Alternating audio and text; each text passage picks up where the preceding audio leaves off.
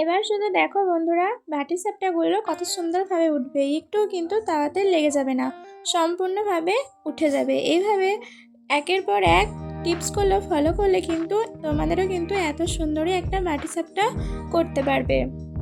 এটা কিন্তু অসম্ভব সুন্দর হয়েছিল, খেতেও কিন্তু দুর্দান্ত হয়েছিল। তোমরা এভাবে আস্তে আস্তে উল্টে দেবে, দেখো তোমাদেরটাও অনেক সুন্দর হবে। তো hello friend, welcome back to my new video. তোমাদের ফুড বাঙালিতে আরও একবার ওয়েলকাম। তো চলো বন্ধুরা, দেখে নাও ফুল ভিডিওটা, একটু কিন্তু স্কিপ করলে চলবে না, স্কিপ করলে কিন্তু অনেক কিছু মিস করে যেতে পারো। তো চলো স্টার্ট করা যাক। তো দেখো, ফার্স্টে আমি একটা বোল নিয়ে নিয়েছি।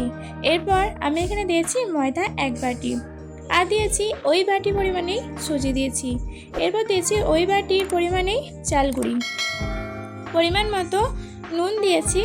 তো তারপরে ব্যাটারটা কিন্তু আস্তে আস্তে আমি জল দিয়ে গুলে নেব। আর পরিমাণ মতো কিন্তু গুড় দিয়েছি। গুড়টা কিন্তু তোমরা খুব বেশি দেবে না, অল্প পরিমাণে গুড়টা দেবে। গুড়টা দেওয়ার জন্যই কিন্তু লেগে যায় তোমাদের, গুড়টা কিন্তু অল্প দেবে।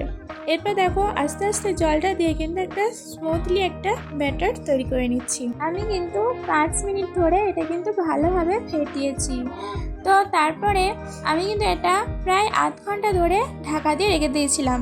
কারণটা হলো এটা যে সুজিটা ফুললে কিন্তু এটা আরও মোটা হয়ে যাবে। তো আধ ঘন্টা পর আবারও চলে এসেছি। তো দেখতেই পাচ্ছ কতটা ব্যাটারটা আমার মোটা হয়ে গেছে। তো অনেকটা পরিমাণে জলটা দিয়ে কিন্তু আমি অনেকটাই পাতলা ব্যাটার তৈরি করেছি। তোমাদেরকে নিশ্চয়ই আমি ভালো করে বোঝাতে পারছি যে ব্যাটারটা কতটা পাতলা হয়েছে। আরেকটু ভালো করে বোঝানোর জন্য আমি কিন্তু দাগ কেটেও দেখাচ্ছি যে কীরকম পাতলাটা হয়েছে। তো এরপর ভেতরে পুরটা রেডি করে নিচ্ছি। এখানে কিন্তু আমি নারকেল কুড়ে রেখে দিয়েছিলাম, গুড়টা মাখিয়ে কিন্তু পুরটা রেডি করে নিলাম।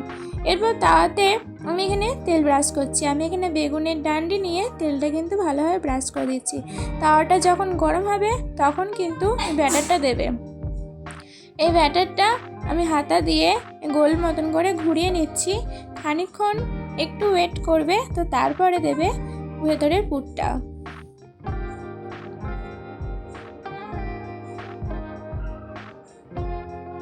পুরটা দেওয়ার পর এই সাইডে সাইডে কিন্তু এভাবে তুলে নেবে, তাহলে কিন্তু তাড়াতাড়ি উঠবে। এরপর আস্তে আস্তে উল্টে দিলেই কিন্তু রেডি হয়ে যাবে আমাদের বাটি সাপটা। এটা কিন্তু সম্পূর্ণ অন্যরকম টাইপের হয়েছে।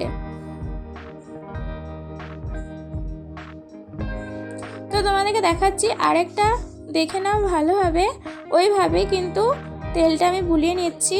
তো তারপরে এরপর দিচ্ছি ব্যাটারটা গোল মতন করে হাতাতে ঘুরিয়ে কিন্তু খানিকক্ষণ ওয়েট করছি। তারপর ওই যে ভেতরের পুরটা আমি এরপর দিয়ে দেব।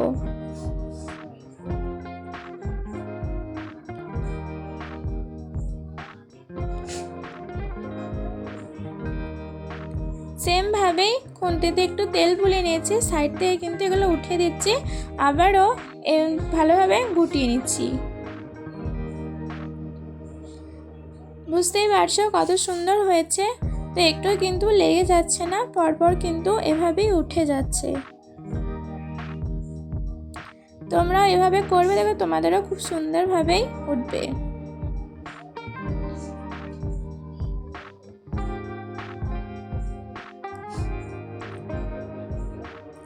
আমার কিন্তু রেডি বাটি সাপটা। তো তোমাদের ভিডিওটা কেমন লাগলো আমার কিন্তু অবশ্যই একটা কমেন্ট করে জানিও। ভালো লাগলে like, comment, share and subscribe করে দেবে। আর আমার পাশে থেকো।